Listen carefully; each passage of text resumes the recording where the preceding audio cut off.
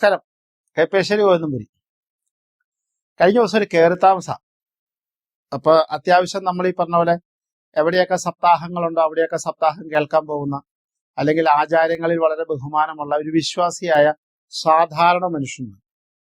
ഇത്രയും കാലം തിരുമേനിസ ഞാൻ എങ്ങനെ ജീവിച്ചു എന്നതിനേക്കാൾ ഉപരി ഇനി ജീവിക്കാൻ പോകുന്ന എന്റെ പുതിയ ഗ്രഹത്തിലാണ്. ഒരു ഹിന്ദു ഭവനത്തിൽ എന്തൊക്കെ വേണം? അദ്ദേഹം കയറിത്താമസിന് മുമ്പ് എന്നോട് ചോദിച്ച. അപ്പൊ ഞാൻ ശരിക്കും അദ്ദേഹം ഒരുപാട് സപ്താഹങ്ങൾ കേട്ട ഒരു മനുഷ്യനാണ്. കേൾക്കാൻ പോകുന്നതാണ്, ജപിക്കാൻ പോകുന്നല്ല, വായിക്കാൻ പോകുന്ന ആളല്ല. വളരെ വിശ്വാസിയാണ്. അദ്ദേഹത്തിന്റെ ആ ചോദ്യം കേട്ടപ്പോൾ സാധാരണഗതിക്ക് ഞാൻ ഒന്ന് ഞെട്ടി. കാരണം ഞാൻ ധരിച്ചിരുന്നത് ഇതൊക്കെ ഒരു നോർമലി നമ്മളെ പോലുള്ള എല്ലാവർക്കും അതിൻ്റെതായ കാര്യങ്ങൾ നമുക്കറിയാലോ. പിന്നെ അതിനെക്കുറിച്ചൊരു സംസാരത്തിന്റെ ആവശ്യമില്ല. രണ്ട്, അദ്ദേഹം ചോദിച്ചപ്പോൾ അപ്പൊ അദ്ദേഹത്തിനോട് അങ്ങേക്ക് എന്തൊക്കെയാ തോന്നണേ? എന്തായാലും ഒരു വിളക്ക് വേണം എന്നറിയാം എന്ന് പറഞ്ഞു. അപ്പോൾ അതിനെക്കുറിച്ച് നമുക്ക് അപ്പൊ എനിക്ക് തോന്നി അത് പോരാ. ഒരു നിലവിളക്കിൽ മാത്രം ചീരുന്നതാണ് നമ്മുടെ അതുകൊണ്ട് അവസാനിക്കുന്നതല്ല ഒരു ഹിന്ദു ഭവനം. നോർമൽ ഒരു ഹിന്ദു ഭവനത്തിൽ എന്തൊക്കെ വേണം എന്നുള്ളത് നമുക്കൊന്ന് നോക്കാം എന്നിരിച്ചു. ശരിക്ക് ഈ സാധാരണ നിലവിളക്ക് നമ്മൾ കണ്ടിട്ടുണ്ട് അല്ലെ? ഈ എന്താ പറയണേ, നമ്മൾ കത്തിക്കുന്ന സാധാരണ നിലവിളക്ക്, നാരായമുള്ള നിലവിളക്ക്, അതാണല്ലോ നിലവിളക്ക് എന്ന് ഉദ്ദേശിക്കുന്നത്. ഇപ്പൊ കാണുന്ന അഷ്ടലക്ഷ്മി വിളക്ക്, വാസ്തു വിളക്ക്, അങ്ങനെ വിളക്ക്, ഇങ്ങനെ വിളക്ക്, അങ്ങനെയുള്ള ഒന്നുമല്ല. സാധാരണ നാരായ വിളക്ക് ഒരെണ്ണം. ആ നാരായ വിളക്ക് എന്ന് പറയുന്നത് അതൊരു ദേവ സ്വരൂപത്തോട് ബന്ധപ്പെട്ട് നിന്നാണ്. ആ നാരായ വിളക്ക് ആ ദീപോജ്വലനം നടത്താൻ, രാവിലെയും വൈകുന്നേരം ദീപോജ്വലനം നടത്താനായിട്ട് ഒരു നിലവിളക്ക് നിർബന്ധമാണ്. ആ നിലവിളക്ക് നിലത്ത് വെക്കാൻ പറ്റാത്തത് കൊണ്ട് അതിന്റെ അടിയിൽ ഒരു പാത്രം, ഒരു തട്ടം നമുക്ക് നിർബന്ധമാണ്. ഇത് രണ്ടും പഴയ കാലത്ത് വിളക്ക് വെക്കാൻ ഒരു തടി കൊണ്ടൊരു സ്റ്റൂള് പോലെ, അല്ലെങ്കിൽ ചെറിയൊരു പലക പോലെ, അല്ലെങ്കിൽ ഒരു ചെറിയൊരു സാധനം ഉണ്ടാക്കി അതിന്റെ മുകളിൽ വെക്കാറുണ്ട്. അതുണ്ടെങ്കിൽ കേമായി. അപ്പൊ വിളക്കിന്റെ ഭാഗം അതിനകത്ത് മാത്രമല്ല, ആ വിളക്ക് വെക്കാൻ ഒരു സ്ഥലം നമുക്ക് വേണം. ശുദ്ധമായിട്ടും വൃത്തിയായിട്ടും സൂക്ഷിക്കാൻ ഒരു വിളക്ക് വെക്കാൻ ഒരു സ്ഥലം വേണം. ആ വിളക്ക് കത്തിക്കുമ്പോഴോ, പണ്ടത്തെ കാലത്ത് പറയും അലക്കിയ തുണി എന്ന് പറയും. അപ്പൊ എല്ലാ തുണി അലക്കുന്നതല്ല, അങ്ങനെയല്ല. ഈ തുണി എന്താന്ന് വെച്ച് കഴിഞ്ഞാൽ, നമ്മൾ സാധാരണ കോട്ടൺ വസ്ത്രം എടുത്ത് നമ്മൾ ചാണകവെള്ളത്തിലൊക്കെ ഇട്ട് ഒരു ദിവസം കഴുകി ഉണക്കി എടുക്കുന്നതിനെയാണ് അലക്ക് തുണി എന്ന് പറയുന്നത്. അങ്ങനെയുള്ളതിന് അലക്ക, പ്രത്യേകിച്ച് അമ്പലങ്ങളിലൊക്കെ തിരുവടയാട തിരികൾക്കൊക്കെ പണ്ട് തിരി തെറുത്തെടുക്കുന്ന ഒരു കാലഘട്ടമുണ്ട്. ആ തെറുത്തെടുക്കുന്ന കാലഘട്ടം അലക്കിയ തുണി. ഇന്നത്തെ കാലത്ത് നമുക്ക് കട്ട് ചെയ്ത തിരികൾ വാങ്ങാൻ കിട്ടും. അത് നല്ലതാണ്. അതിനകത്ത് കോടി മഞ്ഞ, അതായത് കോടി നിറമുള്ള തിരികൾ, വെളുത്ത തിരികളല്ല. വെളുത്ത തിരികളൊക്കെ എന്ന് പറഞ്ഞാൽ നീലം മുക്കി വരുന്നതാണ്. കോടിയുള്ള തിരികൾ മേടിച്ച് സൂക്ഷിക്കുന്നതാണ്. അപ്പൊ വിളക്ക് ആയി, തിരിയായി. ഇത് വെക്കാനൊരു സ്ഥലം.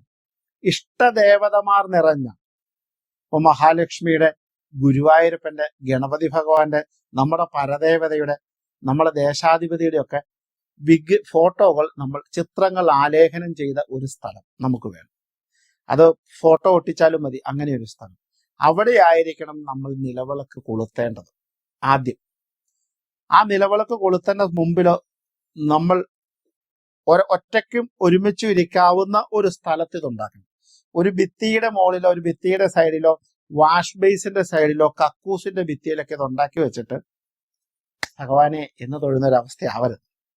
അതിന് നിർണയിക്കണം, ഒരു സ്ഥാനനിർണയം നടത്തി അതവിടെ വയ്ക്കുക. ഇപ്പോഴത്തെ പുതിയ കുടുംബങ്ങളിലൊക്കെ പൂജാമുറികളുണ്ട്. പേര് പൂജാമുറി എന്നാണ്, പൂജ കഴിക്കണ മുറിയല്ല, വിളക്ക് കൊളുത്തണ മുറി. അതൊക്കെ നല്ല കാര്യങ്ങളാണ്. അടുത്തത് അത്രയും. അത് നമുക്ക് ഒരുമിച്ചിരിക്കാനും ഒറ്റയ്ക്കിരിക്കാനും കൂട്ടായ്മ ഇരിക്കാനും. പിന്നെ ഒരു ആവണപ്പലക വേണം. ഒരു ആവണപ്പലക ഇല്ലാത്ത ഹിന്ദു കുടുംബം മോശമാണ്. കാരണം ഒരു ആവണപ്പലകയിൽ ഇരുന്ന് വേണം, പലകയിൽ, അതായത് നമ്മുടെ മൂലാധാരത്തിൽ നിന്ന് നമ്മുടെ ശക്തിയെ ഭൂമിയിലേക്ക് പോകാതെ നമ്മളെ പിടിച്ചിരുത്താൻ നമ്മൾ ജപിക്കുമ്പോൾ നമ്മൾ ഉപയോഗിക്കാറുണ്ട്. പലകയുടെ മുകളിൽ ഇരിക്കുക. പണ്ടൊക്കെ എന്താ പറഞ്ഞ, മഹാദേവനൊക്കെ തോലിന്റെ മുകളിൽ ഇരുന്നിരുന്നത്.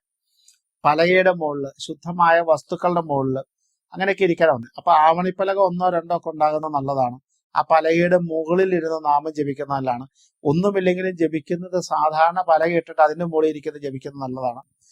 തൽക്കാലത്തേക്ക് പുൽപ്പായ ഉൾപ്പെടെ നല്ലതാണ്. പുല്ലുകൊണ്ടുള്ള പായ ആയതുകൊണ്ട് അതിനും അശൂലം ഇല്ല എന്നാ പറയുന്നത്, അശുദ്ധം ഇല്ല എന്നുള്ളത്. പിന്നെ വേണ്ടത് എന്താ? ഒരു ചാണയും ചന്ദനമുട്ടിയും വേണം. ഈ ചാണയും ചന്ദനമുട്ടി എന്താ?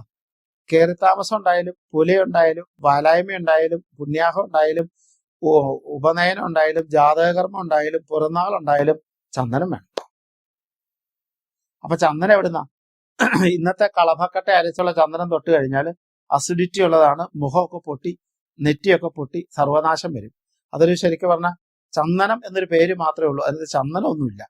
അപ്പൊ അതുകൊണ്ട് ഒരു കഷ്ണം ചന്ദനക്ക മുട്ടിയും ഒരു ചെറിയ ചാണയും വാങ്ങിച്ചു വെക്കുക, നമുക്ക് ആവശ്യത്തിന് അരച്ചെടുക്കാനായിട്ട്.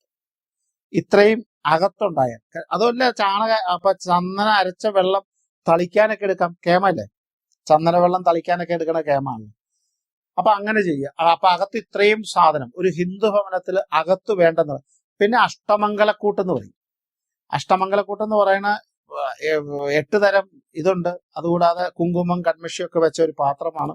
വാൽക്കണ്ണാടിയൊക്കെ, അതൊക്കെ വാങ്ങി പൂജാമുറിയിലോ ഒക്കെ സൂക്ഷിക്കാം. നമുക്ക് എപ്പോഴും ആവശ്യമുള്ള സാധനമല്ല. തിരുവാതിര കാലത്തൊക്കെയാണ് കൂടുതൽ അഷ്ടമംഗലക്കൂട്ട് ഒക്കെ സ്ത്രീകൾക്ക് ഉപയോഗിക്കാൻ പറ്റുന്നത്. നമ്മൾ പുറത്തേക്ക് ഇറങ്ങിക്കഴിഞ്ഞാൽ ആദ്യം വേണ്ടത്, നിർബന്ധം വേണ്ട ഒരു തുളസിത്തറയാണ്.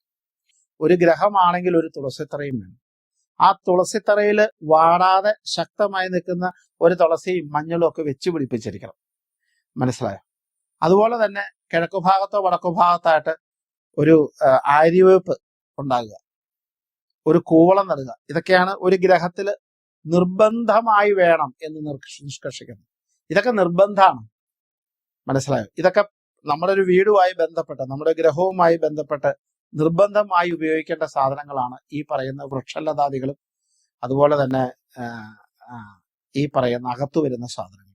വടക്കു ഭാഗത്തൊരു പ്ലാവ്, വടക്കു ഭാഗത്ത് ഒരു മാവ്, കിഴക്കു ഭാഗത്തൊരു പ്ലാവ്, അതുപോലെ തന്നെ കൂവളം കിഴക്ക് വടക്ക് മൂലയിൽ, അങ്ങനെയൊക്കെ വെക്കുന്നത്. തുളസിത്തറ നിർബന്ധമായി, എന്ത് സംഭവിച്ചാലും തുളസിത്തറ വേണം.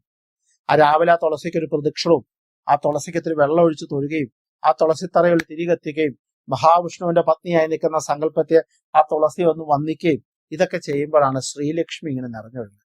അവിടുന്ന് അകത്തേക്ക് കയറുമ്പോൾ വിധാനത്തിൽ, ആചരണത്തിൽ ആദ്യം പറഞ്ഞ അത്രയും സാധനം ഉണ്ടായാൽ സാധാരണഗതിയിൽ ഒരു ഹിന്ദു ഭവനത്തിൽ ഉണ്ടാവേണ്ട എല്ലാ സാധനങ്ങളുമായി.